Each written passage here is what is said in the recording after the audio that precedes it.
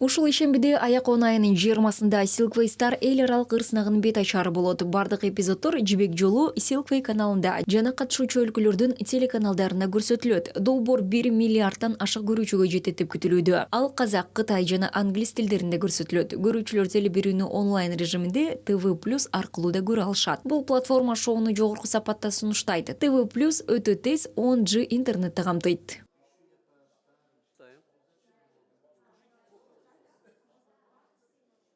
Сейчас ТВ Плюс можем предоставить быстрой скоростью.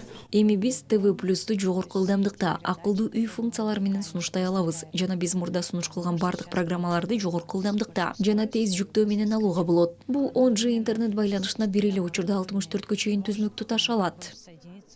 Данный 10G скоростью интернета.